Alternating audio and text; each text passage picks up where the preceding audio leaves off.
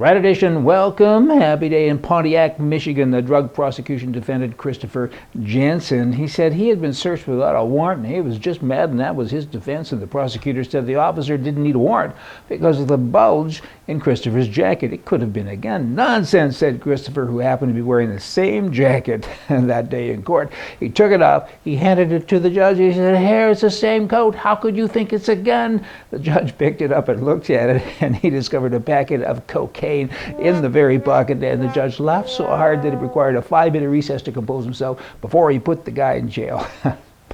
They walk among us. Canada now is tightening the screws on its evaluation of immigration and refugee applications, setting up a new information sharing system with the U.S. Okay, pretty nice, I guess. I mean, but that's a lot of da-ing, because the same government's been in power for 7 years, and before them you had other governments. Just now they're figuring it out, tightening the screws. What does that mean? Only $1,000 an hour will get in now instead of $1,100 an hour or something. I mean, the whole thing is just bizarre. There are so many illegal people. Look at America. 11 million, 12 million, 13 million people say, what do we do with all these illegals?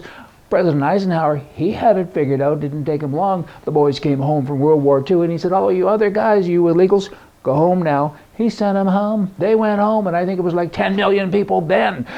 Nobody can seem to do it now. I know why. They have meetings to decide when the next meeting is. The whole thing is about meetings. You need a little dictatorship, I think, here in the free world. Somebody to go in and get the job done, but he has to be a man on the right?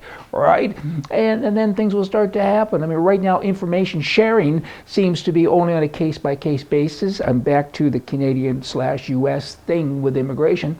Why? You got computers, everybody shares everything, and now they say we're going to do it better. I could go on and on. The whole thing kind of smells. Canada, it ranks, here's the spin on this, it ranks, not with the smell, in the top 5 of the world's best places to grow old. And this particular journalist, the spin was, that's because of healthcare, free healthcare, rah. And then, of course, there's a little spot in this to compare to Obamacare and how lucky Americans are now to have this free thing going to happen for them as well. I don't think I can afford much more free, but in any event, the spin is wrong. Nice, but wrong. The UK, that'll be England, they have better healthcare, freer healthcare. You can go there if you have a hangnail, you can go right in, and they do all of the time because it's free, and they rank 24th. Canada's 5th. What's up with that? Studies to shape the mind, nothing else, and they're trying to really bend things here with regard to healthcare. I mean, that's just not the case. It's a good place to get old, best place to grow old. I get that, but maybe not for the reasons they say. Here's a man that he was helped to die after 3 sex change operations. How do you have 3 sex change operations? I don't know.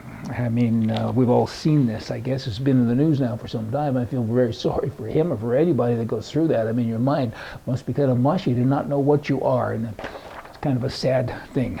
Forgetful groom. This is, what file would we put this under? It can't be stupid criminal, maybe? Scared groom file.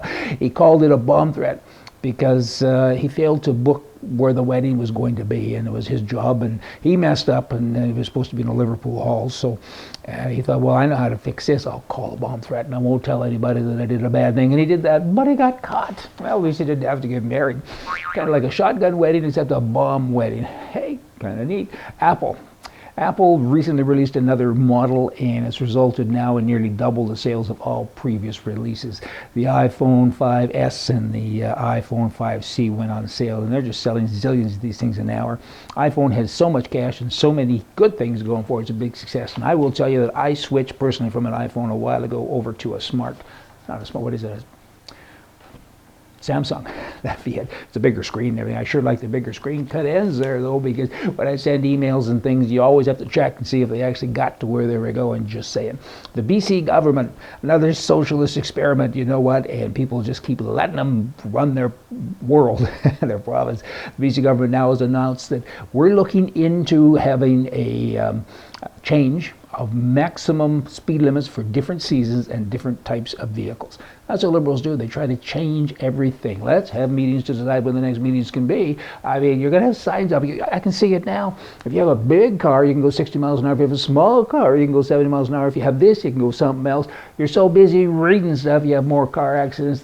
They would, I don't know, confuse a prayer. And they couldn't organize a parade.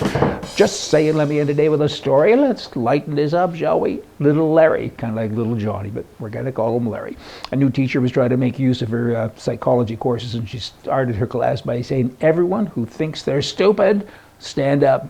After a few seconds, little Larry stood up, and the teacher said, do you think you're stupid, Larry? No, ma'am, but I hate to see you standing there all by yourself. And tomorrow we're going to have more for you. From the right. See ya.